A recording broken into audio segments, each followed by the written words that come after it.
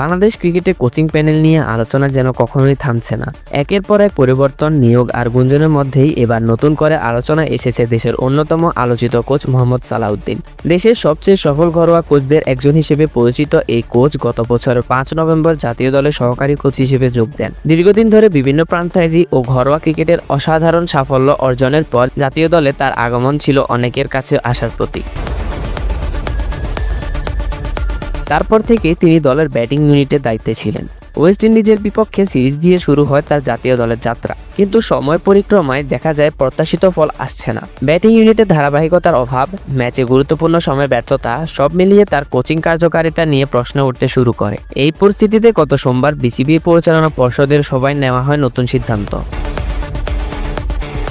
আসন্ন আয়ারল্যান্ড সিরিজে batting coach হিসেবে যুক্ত হচ্ছেন সাবেক অধিনায়ক মোহাম্মদ আশরাফুল। একসময় দেশের সবচেয়ে প্রতিভাবান ব্যাটসম্যান হিসেবে পরিচিত এই তারকা এখন নতুন দায়িত্বে ফিরছেন ক্রিকেটে। তবে আশরাফুলকে অন্তর্ভুক্ত করার পর থেকেই শোনা যাচ্ছে সহকারী কোচ সালাউদ্দিন হয়তো তার পদ ছাড়ছেন। ক্রিকেট বাজে প্রতিবেদনে বলা হয়েছে আয়ারল্যান্ড সিরিজের পরই সালাউদ্দিন দায়িত্ব থেকে সরে দাঁড়াবেন। যদিও বিসিবির এক কর্মকর্তা জানিয়েছেন এখনো কোনো আনুষ্ঠানিক পদত্যাগপত্র তারা পাননি। উল্লেখযোগ্য বিষয় হলো সালাউদ্দিনের সঙ্গে বিসিবির চুক্তি ছিল 2027 বিশ্বকাপ পর্যন্ত, অর্থাৎ তিনি চাইলে আরো 2 বছর বেশি সময় দায়িত্বে থাকতে পারতেন। কিন্তু ব্যক্তিগত কারণ দেখিয়ে তার আগেই বিদায় নেওয়ার গুঞ্জন ক্রিকেট পাড়ায় নানা ব্যাখ্যার জন্ম দিয়েছে। কেউ বলছেন ম্যানেজমেন্টের সঙ্গে দৃষ্টিভঙ্গির অমিলই মূল কারণ, আবার কেউ মনে করছেন সাম্প্রতিক পারফরমেন্সের চাপেই তিনি সরে দাঁড়াতে চাইছেন। বিসিবি পরিচালক আব্দুর রাজ্জাক অবশ্য এই বিষয়ে বেশ সংযত মন্তব্যই করেছেন। তিনি বললেন, সালাউদ্দিন ভাই সিনিয়র সহকারী কোচ, কেউ ব্যর্থ হয়েছে বলে সরানো হয়নি, বরং কোচিং প্যানেলকে শক্তিশালী করার জন্যই আশরাফুলকে যুক্ত করা হয়েছে।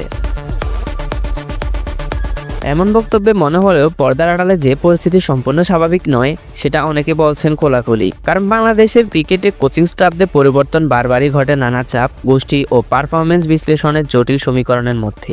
তবে একটা বিষয় স্পষ্ট, বাংলাদেশ দল বর্তমানে রূপান্তরের পথে।